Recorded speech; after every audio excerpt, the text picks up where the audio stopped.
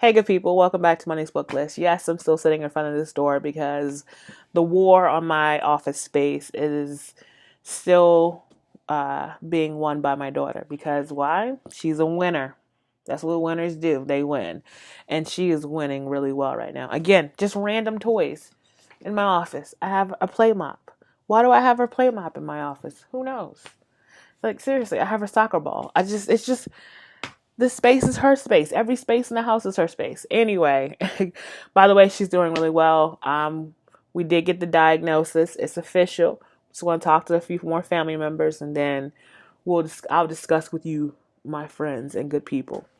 But I'm here to talk about the review of I want to do a review on a book called Song of Blood and Stone by L. Penelope. It is a YA fantasy book with some romance. Now, I believe this book fits the definition of YA. I believe it is describing young adults.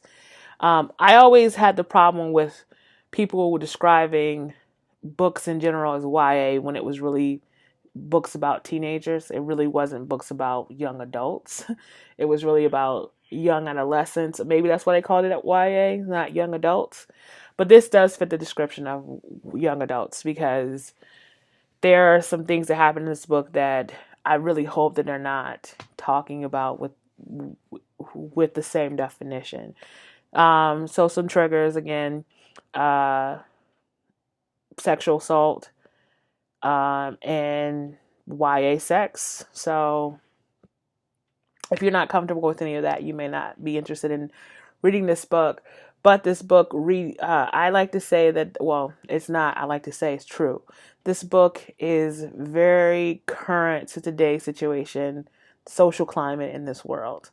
From everything from sexual assault on, men and women, and also to refugees and race issues. Like it's a very political book in a YA format, which for some people that may be a turnoff. But for me, I was okay with it because of the fact that it was kind of covered under the whole YA fantasy thing. So in this book, you meet Jasminda and Jack. These are the two main characters. Jasminda is a biracial. I'm going to use the word race because I don't know any other word to race. She's mixed, and she lives in a country where brown people are not particularly welcome. And they're not welcome not just because she's brown, but because the brown people in this book have powers. And the brown people have powers, and they're not, and the pale people or the white people are not comfortable with those people, with the people who have powers. So they treat her really bad, and you kind of feel her struggle. And in the beginning of the book, she's struggling with just keeping her farm. Like she's just trying to keep her farm.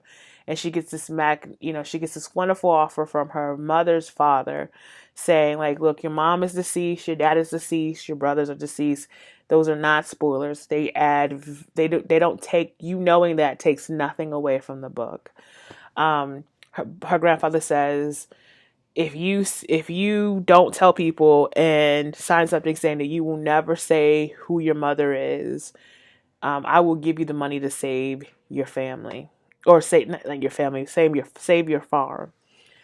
But before she can make that decision whether or not she's going to do that, she meets Jack, and she meets him he's in a very bad situation. Like he's running from soldiers from another country. The country is being ran by a god or a deity called the True Father.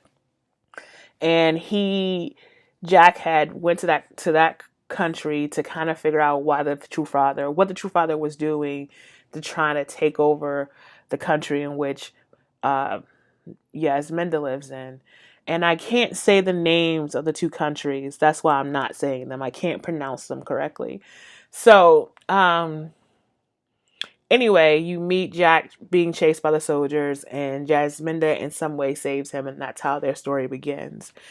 Again, you kind of go on this mystical ride because Yasminda has powers and she can heal people. She can tell what you're thinking. And she can tell if you're being true. Like she can just tell if what you're saying is the truth. And these powers help her throughout the book to heal Jack and heal herself and just kind of take care of things around her.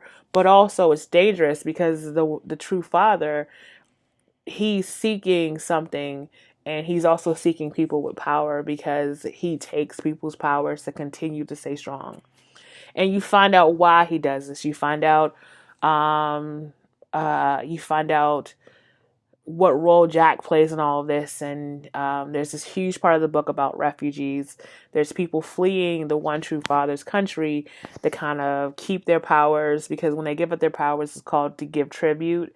And people are trying not to give tribute. They're trying to keep their powers.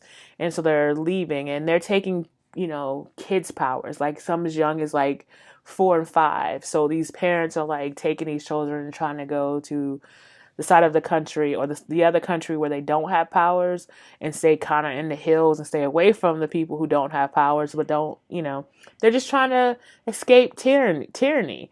So that's why it kind of, like I said, the book kind of is slightly political. However, to get back to the book, you realize that Jasminda is a very important person in helping everyone understand what he's trying to do and why it's important for him to be stopped and how he got into power. And there's also the sleeping, I think they call her the sleeping queen. There's a sleeping queen who the people who don't have power pray to. It's very interesting what happens in the end of this book about her. It's so interesting. However, overall, the book is YA fantasy with a political message.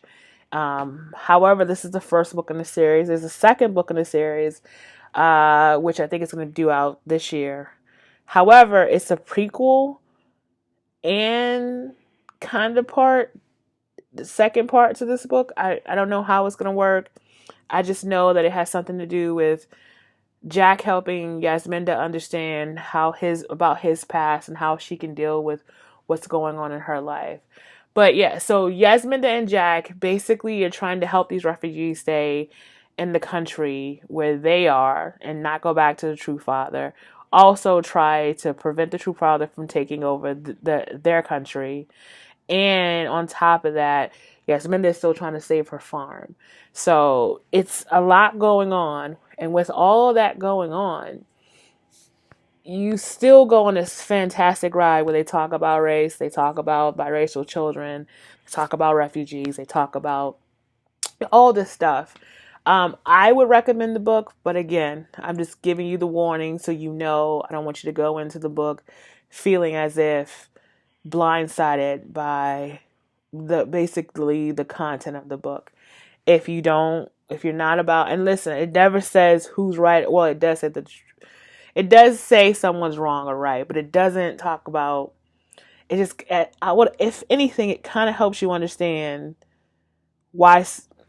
I don't want to get too political, but it helps you understand the point of view of a refugee kind of too. So, and it also helps you understand, like, even though sometimes people have powers, they can't use those powers always to prevent things from happening to other people. But yeah, so there's 2 covers. The one cover you probably saw at the beginning of this review, and then I will try to put the other cover here. Both covers are magnificent. The book is good. I gave it 4 stars out of 5. Actually, I would give it a 4.5. And the reason I didn't give it 5 stars is because I still feel like, is this YA or is this just adult? Because I feel like it should just be adult fantasy and not YA fantasy. But, everybody like being young, right? I don't know. Anyway, so I wanted to try to keep this review under 10 minutes. I did. I hope I've given you enough for you to go out and cop Song of Blood and Stone, Blood and Stone by L. Penelope. I think you would like it. Please take a gander at it. And until next time, bye.